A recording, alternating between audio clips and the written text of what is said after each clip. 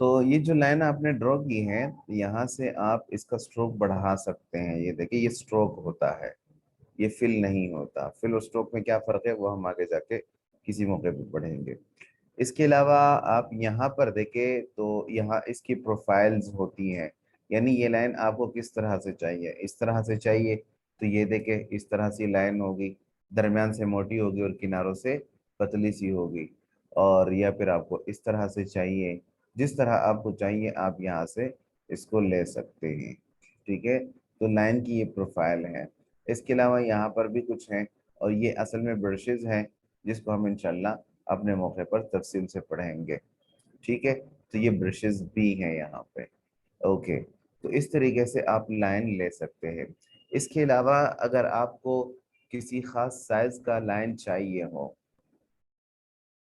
तो आप line tool लेकर एक मरतबा क्लिक करें, तो ये अब आप लेंथ बता सकते हैं कि आपको कितनी जो लाइन है वो कितनी लंबी चाहिए। 6 इंच चाहिए, 4 इंच चाहिए। जैसे यहाँ पर मैं 4 इंच कर देता हूँ, 4 लिखा, और उसके आगे मैंने लिखा 1 मिनट, 4 लिखा और उसके आगे लिखा IN। IN का मतलब इंच। यहाँ से आप एंगल दे सकते हैं, फिलहाल मैं एंगल नहीं देना चाहता, और ओके करें। तो ये देखिए 4 इंच की एक लाइन आपके सामने ड्रॉ हो गई। ये जीरो एंगल था, तो जीरो एंगल पे ये लाइन इस तरह आएगी, बिल्कुल सीधी हॉरिजॉन्टली। हॉरिजॉन्टली और वर्टिकल, वर्टिकली मैं आप लोगों को बता चुका हूँ कि इसका मतलब ये है, हॉरिजॉन्टली मतलब दाएं बाएं चौड़ाई में, और वर्टिकली मतलब ऊपर नीचे यानी लंबाई में। ये चीज याद रखें, जब मैं कहूँ कि हॉरिजॉन्टली या कहूँ वर्टिकली, तो आपको समझ जाना चाहिए कि क्या मतलब है इस चीज का।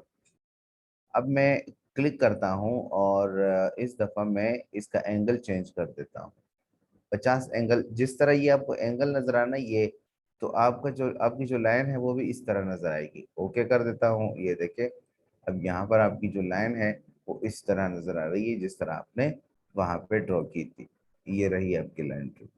और किसी भी तरह इस तरह बिल्कुल सीधा चाहिए, ठीक है, तो 90 डिग्री यानी 90 डिग्री पे ये बिल्कुल सीधी लाइन होगी। और यहाँ पर मैं कर देता हूँ ओके, तो ये देखे बिल्कुल सीधी लाइन। तो ये लाइन टूल है, और ये इस्तेमाल में आता है काफ़ी जगह। इसको मैंने इस्तेमाल किया है डिज़ाइनिंग में, आपके भी काम आ सकता है। तो इस तरीके से आप लाइन जो है वो ले सकते हैं। ठीक है जनाब। उसके बाद कौन सा टूल है? उसके बाद भी लाइन टूल है, लेकिन वो लाइन सीधी नहीं है, वो कर्व लाइन है। और मैं आपको बता चुका हूँ कि कर्व किसे कहते हैं, कि जो चीज बिल्कुल स्ट्रेट ना हो, मुड़ी हुई सी हो, तो उसको इलस्ट्रेटर में कर्व कहते हैं, कर्व। ठीक है, तो ये जो आर्क टूल है ये भी लाइन ही है, लेकिन ये मुड़ी हुई लाइन है। अगर मैं इस पर क्लिक कर दूं और मैं यहाँ पर क्लिक करके यहाँ पर क्लिक कर दूं, तो ये देखे ये लाइन तो आ रही है, लेकिन कैसी लाइन है? कर्व है, गोलाई है इसमें। ये लाइन इस तरह मुड़ी हुई है, ठीक है, और ये लाइन जो है सीधी नहीं है, इसलिए इसको कर्व लाइन कहते हैं। ठीक है, ये है कर्व लाइन, इसको आर्क टूल कहते हैं। ये तो तरीका हुआ कि आप ये आर्क टूल लेकर यहाँ पर क्लिक करें और यू ड्रॉ करें या यू ड्रॉ करें या यू ड्रॉ करें, जिस तरह ड्रॉ करना चाहे आप कर सकते हैं फ्रीली। शिफ्ट के साथ करेंगे तो ये बिल्कुल सीधा प्रोपोर्शनली होगा, ये देखे। फिर यू यू नहीं होगा, जैसे यू या यू इस तरह नहीं होगा, बिल्कुल इस अंदाज में होगा अगर शिफ्ट के साथ करेंगे। अगर आप वंस क्लिक करें तो ये आपको कुछ ऑप्शन दे देता है कि सबसे पहले तो मैं यहाँ पर कुछ लाइन ड्रॉ कर देता हूँ। एक यू ड्रॉ किया, और एक यू ड्रॉ किया, और एक यू ड्रॉ किया, और एक यू ड्रॉ किया। अब मैं वंस क्लिक कर देता हूँ। अब यहाँ पर देखे, इन लाइनों को देखे कि कहाँ से शुरू हो रही है, कहाँ पे खत्म हो रही है। इसके अलावा यहाँ पर देखे लेंथ एक्सिस, लेंथ के आगे लिखा है एक्स एक्सिस और नीचे लिखा है वाई एक्सिस। ये है एक्स एक्सिस और ये है वाई एक्सिस। एक्स एक्सिस का मतलब ये है कि हॉरिजॉन्टली यानी दाएं बाएं इसका साइज क्या है। ये जो इस लाइन की तरफ देखे, ये जो लाइन यूं गई है ना, तो ये देखे यहाँ और यहाँ का फासला है। वंस का मतलब एक मर्तबा क्लिक करना। वंस का मतलब कोई और नहीं है, वंस का मतलब एक मर्तबा क्लिक करना। वंस क्लिक करे मतलब एक मर्तबा क्लिक करे स्क्रीन पे, आर्टबोर्ड पे। तो ये देखिए ये यहाँ से यूं गई है हॉरिजॉन्टली, ये भी हॉरिजॉन्टली और ये वर्टिकली। तो ये जो एक्सिस है ये आपसे पूछ रहा है कि एक्स एक्सिस यानी हॉरिजॉन्टली यानी दाएं बाएं इसका साइज क्या हो,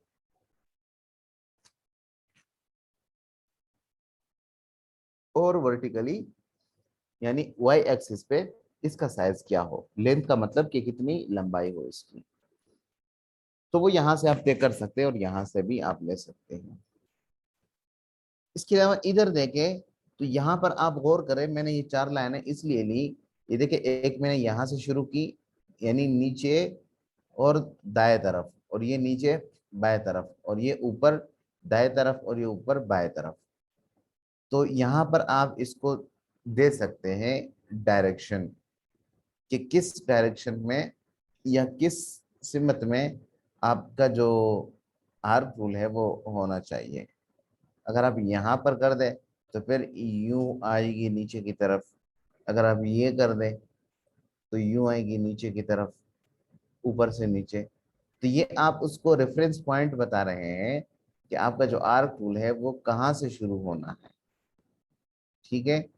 तो जैसे मिसाल के तौर पे मैं यहाँ से शुरू करना चाहता हूँ यानी दाएं तरफ ऊपर से। अब आप देख लेंगे। उसके बाद है फाइल और टाइप। फाइल नहीं, टाइप। ये टाइप जो है ये आपको ओपन चाहिए या क्लोज चाहिए। फिलहाल मैं ओपन ही ले रहा हूँ, ये आपको सब देख रहे हैं कि ओपन है यानी सिर्फ एक लाइन बनी हुई है। ओपन ही ले रहा हूँ मैं। और यहाँ पर स्लोप जो है ये मैं 50 रहने देता हूँ, और फिल आर्क को चेक नहीं लगाता और ओके कर देता हूँ। तो ये देखे दाएं तरफ और ऊपर से ये ड्रॉ होकर यूं आया नीचे। और क्या है, ओपन है। अब अगर मैं दोबारा क्लिक कर दूं और बाकी चीजें मैं उसी तरह रहने दूं और ये जो स्लोप है ये बढ़ा दूं। स्लोप असल में ये जो गोलाई सी लिए हुए हैं, ये जो कर्व सा है, इसको कहते हैं। अब 50 है, अगर मैं इसको बढ़ा दूं 70 कर दूं और ओके, बाकी सेटिंग वही है, वो मैंने छेड़ी नहीं है, सिर्फ स्लोप को बढ़ा दिया और ओके कर दूं तो ये देखे ये जो कर्व है ये कुछ ज्यादा हो गया। और इसमें देखे इसमें नहीं है, इसमें 50 है और इसमें 70% है। तो ये चीज होती है स्लोप। उम्मीद करता हूं आपको समझ आ गई होगी। दोबारा मैं क्लिक कर देता हूँ और अब की दफा मैं टाइप को ओपन के बजाय क्लोज कर देता हूँ। तो अब ये क्लोज शेप मुझे बनाकर दे देगा और मैं कर देता हूँ ओके। तो ये देखे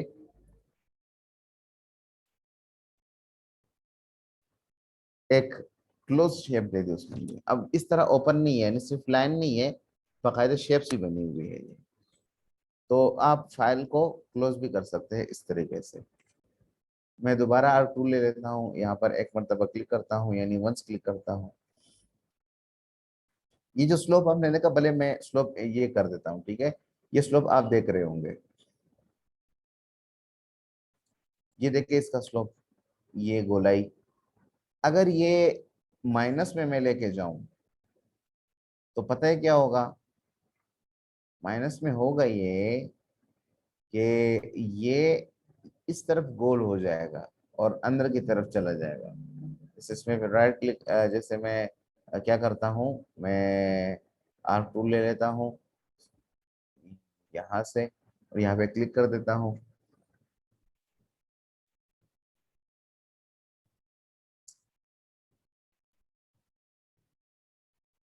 यहाँ पर देखिए स्लोप है ना, इसको अब मैं माइनस की तरफ ले जा रहा हूँ। ये देखिए इसके साथ माइनस का निशान नजर आ रहा है, ये देखिए माइनस। और इसको 35% माइनस कर दिया और ओके। तो ये देखिए अब ये जो है स्लोप अंदर की तरफ है, ये जो आर्क टूल है इसमें स्लोप अंदर की तरफ है, ये देख रहे हैं आप। ठीक है जनाब। तो ये चीज कहलाती है स्लोप, कि ये लाइन या तो इस तरफ बाहर हो या अंदर की तरफ हो, जैसे ये, तो ये कहलाता है स्लोप। मैं दोबारा वंस क्लिक करता हूँ, यानी एक मरतबा क्लिक करता हूँ, तो आप देख ले फिल आर्क है ना, इस पे चेक नहीं लगा हुआ, तो इसलिए यहाँ पर अभी कोई कलर नहीं है। अगर मैं फिल, मैं एक काम करूँ, मैं यहाँ पर टिकट लगाऊं, मैं यहाँ पर कलर कर लूँ पहले, और यहाँ पर एक मरतबा क्लिक करके ओके कर दूँ, यानी ये कलर मैंने मुंतखब किया, ये कलर, और ओके। ठीक है। अब अगर मैं क्लिक कर दूं और मैं कोई कलर मैंने यहाँ से ही लिया हुआ है और मैं ओके कर दूं, तो उसमें फिर भी रंग नहीं आ रहा, हालांकि यहाँ पर मैंने रंग मुंतखब किया था, कलर ये देख सकते हैं कि मैं मुंतखब किया था, फिर भी नहीं आ रहा। उसकी वजह यह है कि जब मैं यहाँ पर क्लिक करता हूँ, तो आप देख सकते हैं कि फिल आर्क पे क्लिक नहीं है। ये देखिए फिल आर्क पे क्लिक नहीं है। अगर मैं इस पे क्लिक कर दूं और ओके कर दूं, यहाँ पर मैं कोई कलर ले लूं,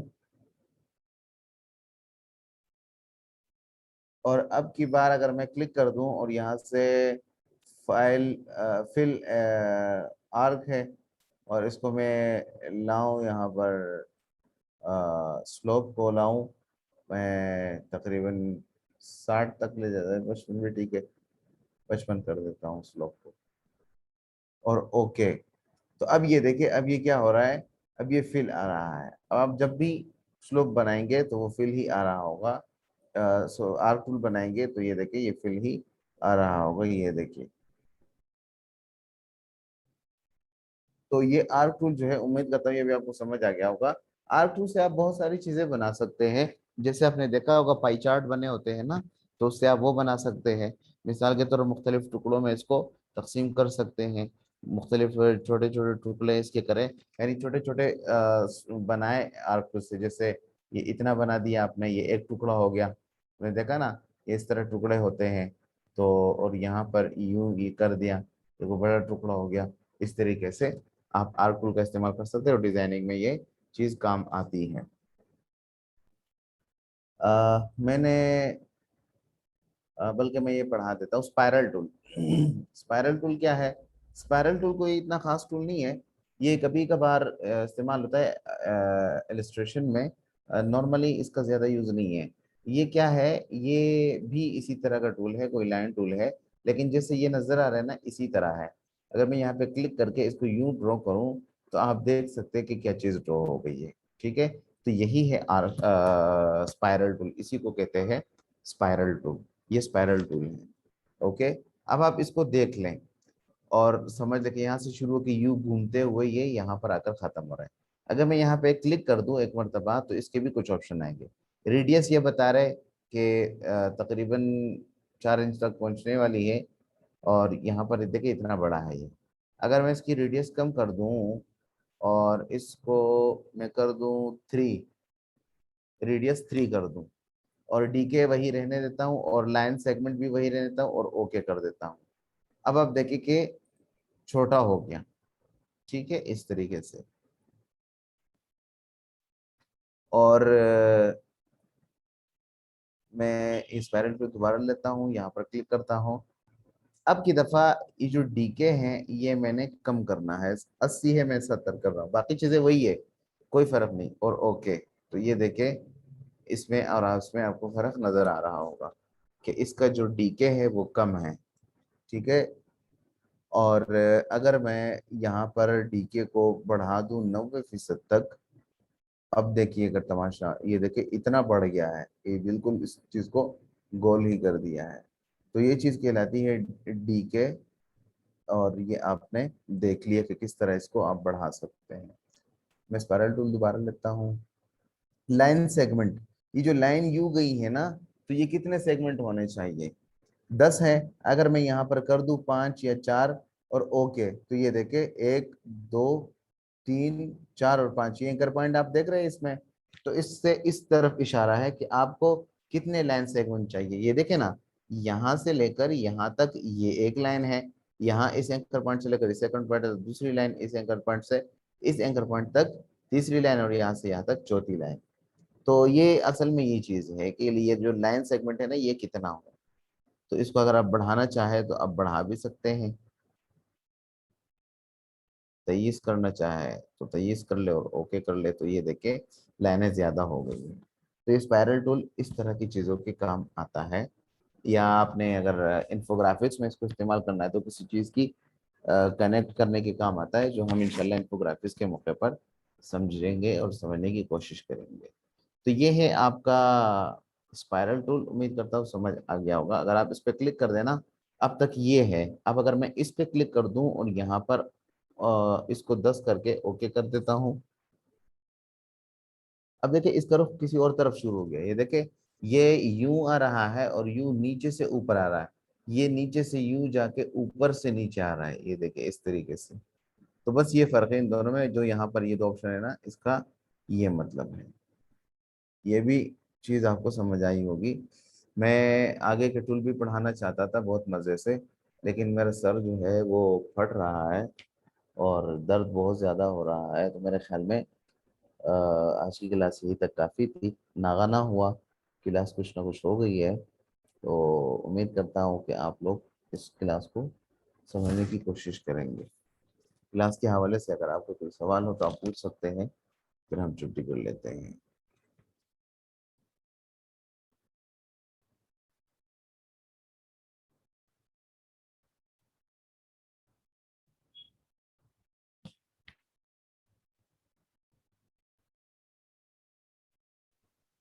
अस्सलाम सर।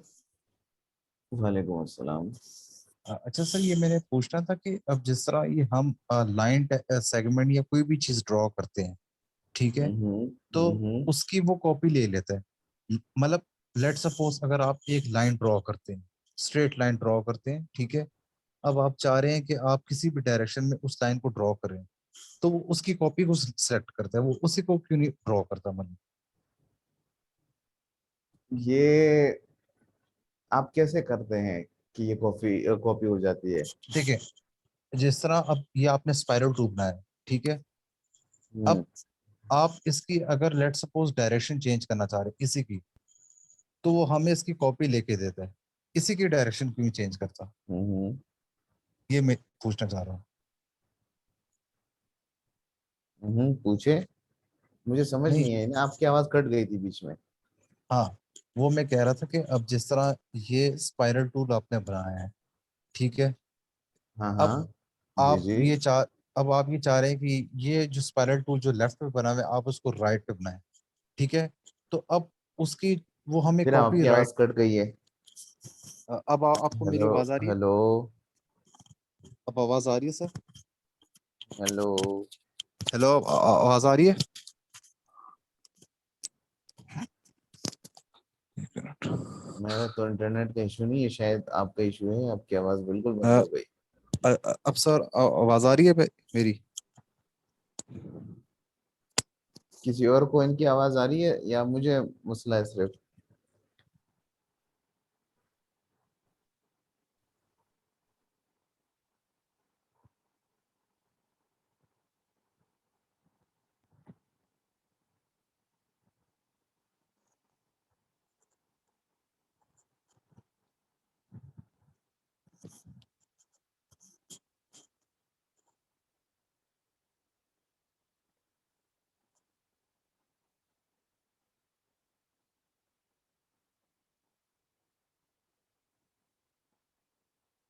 हाँ सर, आवाज आ रही है अब?